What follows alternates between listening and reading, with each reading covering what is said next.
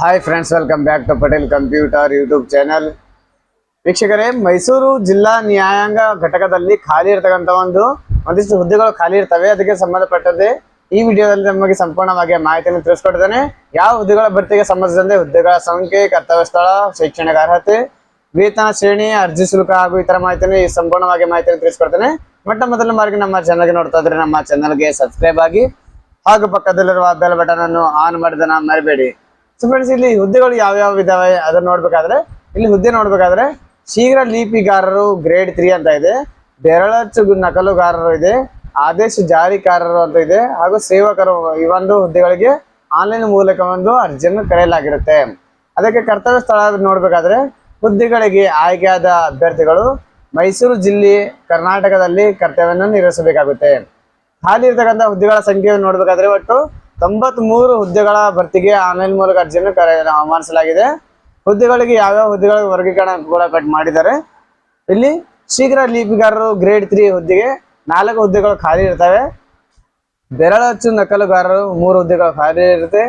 ಆದೇಶ ಜಾರಿಕಾರ 11 ಹುದ್ದೆಗಳು ಖಾಲಿ ಇರುತ್ತೆ. ಸೇವಕರು 75 ಹುದ್ದೆಗಳು ಖಾಲಿ ಇರುತ್ತೆ. ಇವೊಂದು ಟೋಟಲ್ ಆಗಿ ಒಟ್ಟು 93 ಹುದ್ದೆಗಳು ಭರ್ತಿಗೆ ಅರ್ಜಿಯನ್ನು ಆಹ್ವಾನಿಸಲಾಗಿರುತ್ತೆ.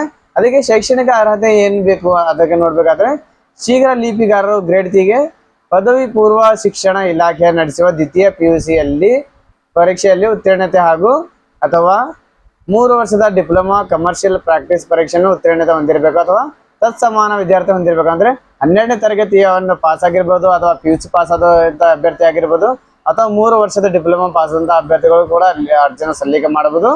ಕರ್ನಾಟಕ ಪ್ರೌಢ ಶಿಕ್ಷಣ ಪರೀಕ್ಷಾ ಮಂಡಳಿಯವರು ನಡೆಸುವ ಕನ್ನಡ ಮತ್ತು ಆಂಗ್ಲ ಹಿರಿಯ ಶ್ರೇಣಿ ಬೆರಳಚ್ಚು ಹಾಗೂ ಕನ್ನಡ ಮತ್ತು ಆಂಗ್ಲ ಶೀಘ್ರ ಲಿಪಿಯಲ್ಲಿ ಹಿರಿಯ ದರ್ಜೆ ಪರೀಕ್ಷೆಯಲ್ಲಿ ಅಥವಾ 3 ವರ್ಷಗಳ ಡಿಪ್ಲೊಮಾ ಕಮರ್ಷಿಯಲ್ ಪ್ರಾಕ್ಟೀಸ್ ಪರೀಕ್ಷೆಯಲ್ಲಿ ಅಥವಾ ತತ್ಸಮಾನ ಪರೀಕ್ಷೆಗಳಲ್ಲಿ ಉತ್ತೀರ್ಣರಾಗಿರಬೇಕು. ಅದೇ ಇದ್ರ ಜೊತೆಗೆ ಏನಿದೆ PUC ಪಾಸ್ ಆದಂಥ ಅಭ್ಯರ್ಥಿಗಳು ಅಥವಾ 12ನೇ ತರಗತಿ ಪಾಸ್ ಆದವರು ಅಥವಾ ಡಿಪ್ಲೊಮಾ ಕಮರ್ಷಿಯಲ್ ಪ್ರಾಕ್ಟೀಸ್ ಅಲ್ಲಿ ಪಾಸ್ ಆದಂಥ ಅಭ್ಯರ್ಥಿಗಳು ಡಿಪ್ಲೊಮಾ ಕಮರ್ಷಿಯಲ್ ಪ್ರಾಕ್ಟೀಸ್ ಅವರು ಮಾಡ್ಕೋಬಹುದು. ಅದೇ ರೀತಿಯಾಗಿ PUC ಏನಾದ್ರು ಪಾಸ್ ಆದ್ರೆ ಅಂತವ್ರು ಕನ್ನಡ ಮತ್ತು ಆಂಗ್ಲ ಹಿರಿಯ ಶ್ರೇಣಿ ಬೆರಳಚ್ಚು ಅಂತ ಒಂದು ಕೋರ್ಸ್ಗೂ ಕೂಡ ಇಲ್ಲಿ ಉತ್ತೀರ್ಣರಾಗಿರಬೇಕು. ಸೊ ಅದೇ ರೀತಿಯಾಗಿ ಇಲ್ಲಿ ಬೆರಳಚ್ಚು ನಕಲುಗಾರರು ಅಂತ ಹುದ್ದೆಗಳಿಗೆ ಪದವಿ ಪೂರ್ವ ಶಿಕ್ಷಣ ಇಲಾಖೆ ನಡೆಸುವ ಅಂದ್ರೆ ದ್ವಿತೀಯ PUC ಪರೀಕ್ಷೆಯಲ್ಲಿ ಉತ್ತೀರ್ಣತೆ ಅಥವಾ ತತ್ಸಮಾನ ವಿದ್ಯಾರ್ಥಿಯನ್ನು ಹೊಂದಿರಬೇಕು. ಅದರ ಜೊತೆಗೆ ಏನಿರ್ಬೇಕಂದ್ರೆ ಕರ್ನಾಟಕ ಪ್ರೌಢ ಶಿಕ್ಷಣ ಪರೀಕ್ಷಾ ಮಂಡಳಿಯವರು ನಡೆಸುವ ಕನ್ನಡ ಮತ್ತು ಆಂಗ್ಲ ಕಿರಿಯ ಶ್ರೇಣಿ ಬೆರಳಚ್ಚು ಅಂದ್ರೆ ಟೈಪ್ ರೈಟಿಂಗ್ ಜೂನಿಯರ್ ಅಂತ ಇರುತ್ತೆ, ಅದು ಕೂಡ ಪಾಸ್ ಆಗಿರಬೇಕು ಅಥವಾ ತತ್ಸಮಾನ ಪರೀಕ್ಷೆಯಲ್ಲಿ ಉತ್ತೀರ್ಣರಾಗಿರಬೇಕು. ಆದೇಶ ಜಾರಿಕಾರರು ಅಥವಾ ಸೇವಕರ ಹುದ್ದೆಗಳಿಗೆ 10ನೇ ತರಗತಿ ಅಥವಾ ತತ್ಸಮಾನ ಪರೀಕ್ಷೆಯನ್ನು ಉತ್ತೀರ್ಣರಾಗಿರಬೇಕು ಅಂತ ಅಭ್ಯರ್ಥಿಗಳು ಮಾತ್ರ ಇಲ್ಲಿ ಅರ್ಜಿಯನ್ನು ಸಲ್ಲಿಕೆ ಮಾಡಬಹುದು. ಸೊ ಅದೇ ರೀತಿಯಾಗಿ ಇಲ್ಲಿ ವಯೋಮಿತಿಯನ್ನು ನೋಡ್ಬೇಕಾದ್ರೆ ಅರ್ಜಿ ಸಲ್ಲಿಸಲು ನಿಗದಿಪಡಿಸಿದ ಕೊನೆಯ ದಿನಾಂಕಕ್ಕೆ ಅಭ್ಯರ್ಥಿಗಳು ಕನಿಷ್ಠವಾಗಿ 18 ವರ್ಷವನ್ನು ಪೂರೈಸಿರಬೇಕು. 18 ವರ್ಷ ರೀಸೆಂಟ್ ಆಗಿ ಯಾರ್ಯಾರು ಪಾಸ್ ಕಂಪ್ಲೀಟ್ ಆಗಿದೆ ಪ್ರತಿಯೊಬ್ಬರು ಅರ್ಜಿಯನ್ನು ಸಲ್ಲಿಕೆ ಮಾಡ್ಕೋಬಹುದು.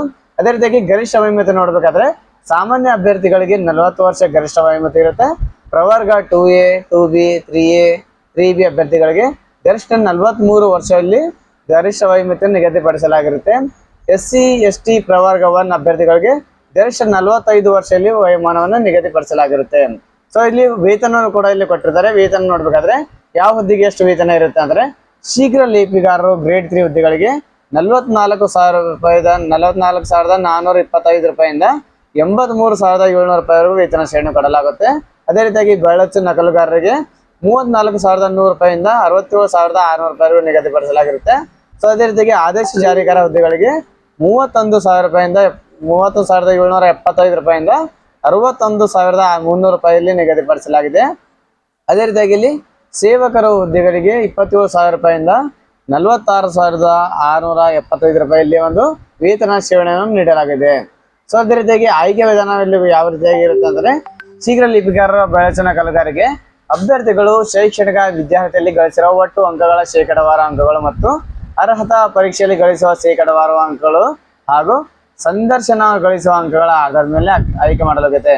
ನೀವು ಪಡೆದುಕೊಳ್ಳುವಂತಹ ಒಂದು ಶಾಲಾ ಶಿಕ್ಷಣ ಇಲಾಖೆಯಲ್ಲಿ ಪಡೆದಿರ್ತಂತ ಮಾರ್ಕ್ಸ್ ಇರುತ್ತೆ ಅದು.